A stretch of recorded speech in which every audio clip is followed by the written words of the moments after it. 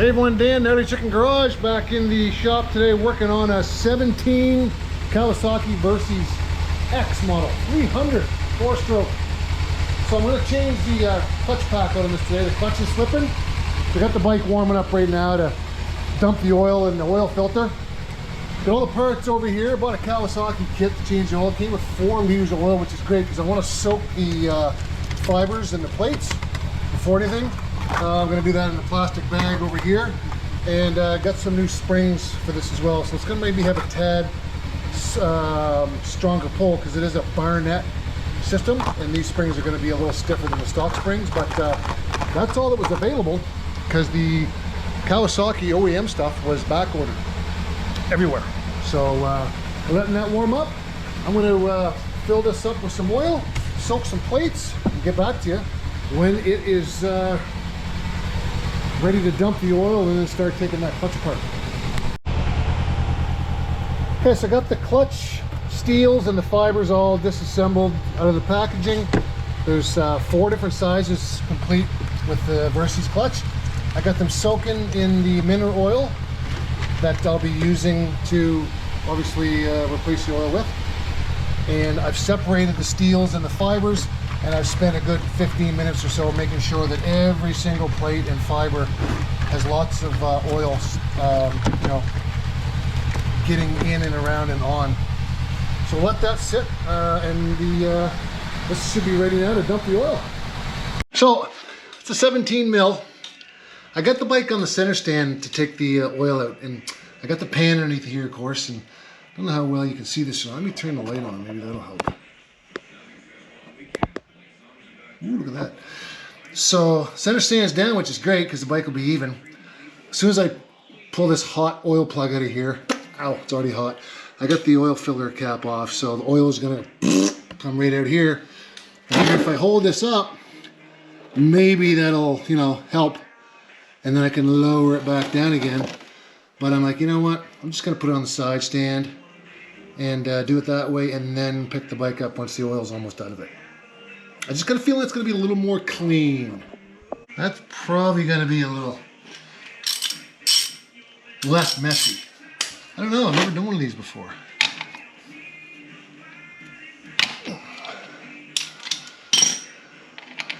Ooh, pipe's hot though. I'm going to stick this out here. I'm not too worried about losing the washer if there is one in there, which there should be. Where is it?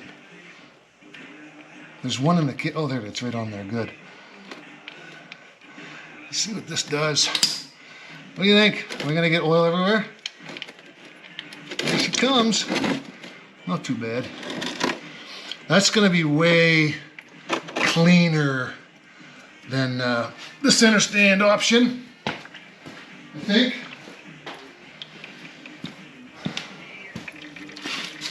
And then, once that's almost out, then I'll put it on the side stand and let her drain. Little disclosure here, this is a friend's 300 Versys. It's a 17. I'd have to check to see what the kilometers are on it, but I'm replacing the clutch on it because the clutch is slipping. And I'm not really sure why it's slipping. I don't know the rider, so I don't know if it's just wear and tear on the clutch, or if it's abuse on the clutch, or if it's improper oil. I'm not saying that the oil wasn't correct in there before. I'm just saying I have for sure the correct oil. It's the mineral oil right from Cowie. So, all right. So that's doing its thing. Tip this over a little bit without dropping the bike on my head. Spill out the rest of it. So this is a 2.2 liter oil change with the filter. Is what I'm reading online and in the manual.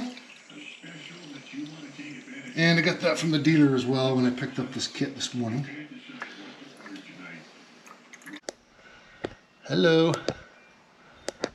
Whew, that's so bright. All right, let's tip this over just a bit more. I've already tipped it over about a dozen times, and that's about all that's coming out of this. So we got it pretty good now. I got a new washer on the drain plug. Can you see that right there? Yes, hello. Good. Stick this in. Give her a little finger tight. And guess how many torquages it takes?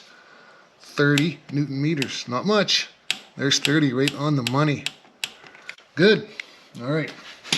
Now, wipe a little excess off here. Good. Yeah. No spillage at all, eh? Love it.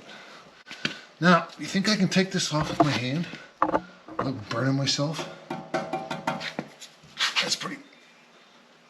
Oh, that's tight. All right, let's try a rag. It's going to be a two-hand job for sure. If you can get your hand in there. Oh, that's oh, it's still hot. These things are old school, but they work. So pull that tight. Oh yeah, look at that. When you're using these bands, try to get as close to the base of the filter that you can to get it started, just so you're not putting undue torque. Now this should hopefully just kind of be not too messy. It's going to be a little bit, but that's all right.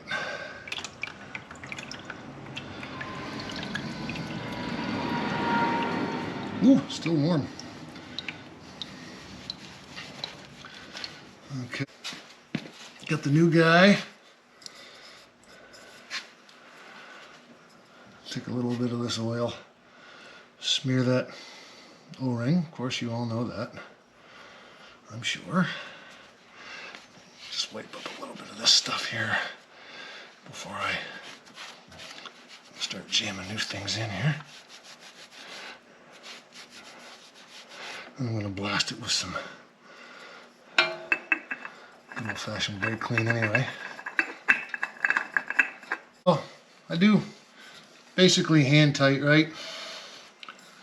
And then about a quarter turn after that. It'll be fine right there. I'm going to blast this down, clean it up some before I put it away, and we'll lean the bike over after I cover that hole up, lean the bike over, and start taking that off. Sweet. Okay, back at it. I thought I'd share this part with you guys. I've seen people with these Japanese clutches. Now, if you don't get all these 8 mils off of here, and pull this off with the clutch lever still attached to the cable right here.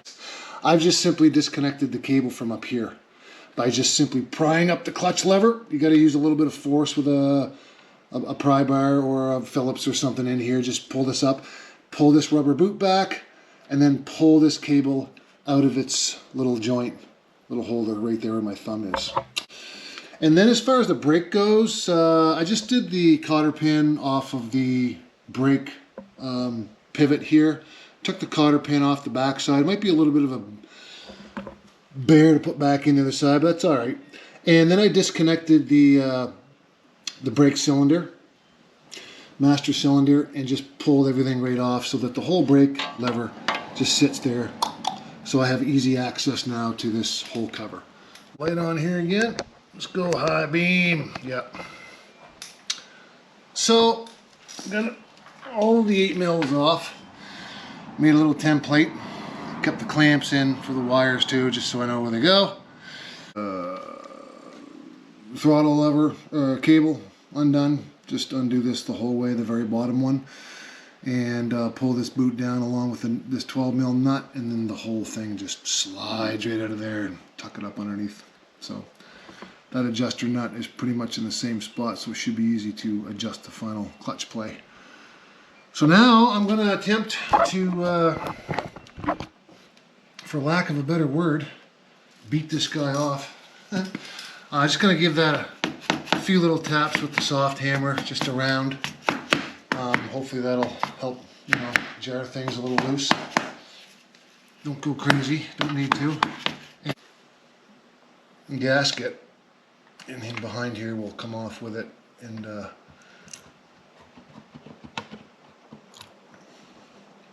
not tear it. That's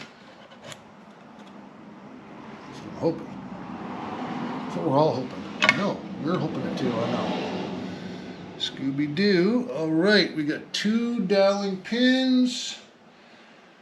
And that looks marvelous. The gasket has stayed in place. So I'm going to leave it right there. I'm not touching that. There's the inside of the clutch cover. So you get that dowel pin, sight glass right there. So I should be able to put that right back in place again. And you can see how it orientates. It's got a groove right there. You see? That groove has to sit inside of this push rod. Play and feel together so that when it's on there and you button everything back up again, when that lever for your clutch cable has friction on it and it pushes up hard, you know that it's in place. Take this plate off here, take the springs out from behind it, and then start pulling out the clutch plates, as you can see here, and make sure I put the new ones in the same direction, same orientation that these ones came out.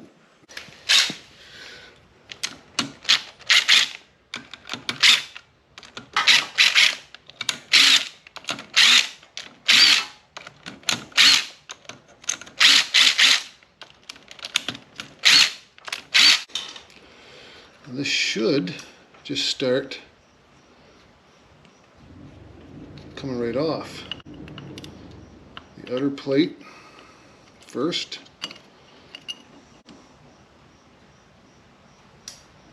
There's your bearing inside here. I'll leave that in there because this plate's going back on. Alright, so that goes on last. So we've got different size washer fibers and steels. So there's a skinny and there's a skinny. And I know I've got the same ones that I'm replacing. So what I'm gonna do is I'm going to just set these down in this order on the ground, and then I'll put the new ones back in the reverse order. So first here will be last when I put the new ones in. It's really that simple. And that's another skinny one to match that. Yep, good.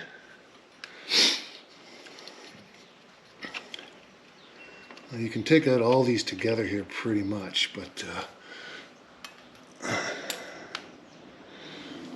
just want to make sure that we're all the same. Okay, all right. So we got a thick fiber, and they're all the same. So throw him in here. Okay, put him aside. Then we have a thick steel. That one's got some grooves in it. Thick steel. Oh, they're nicely oiled. Good. Then we have another thick fiber. Thick fiber.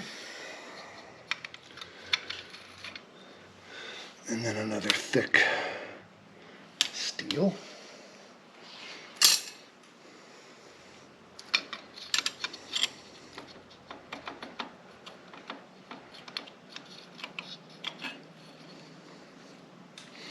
And then another thick fiber.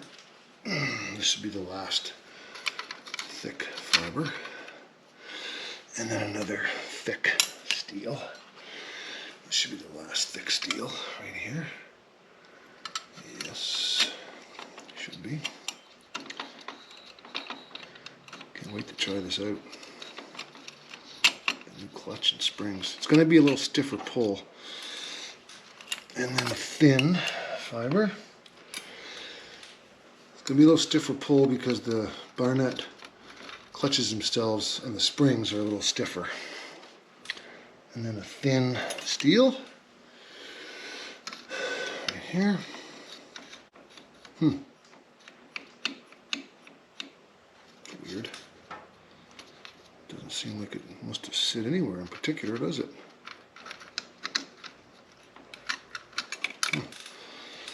And a thin.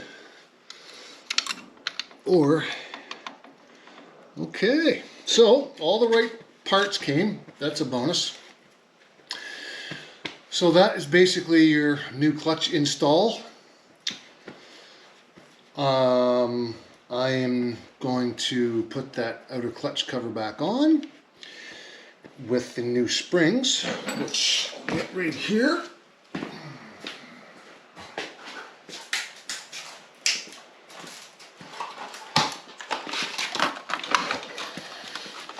Brand new Barnett springs.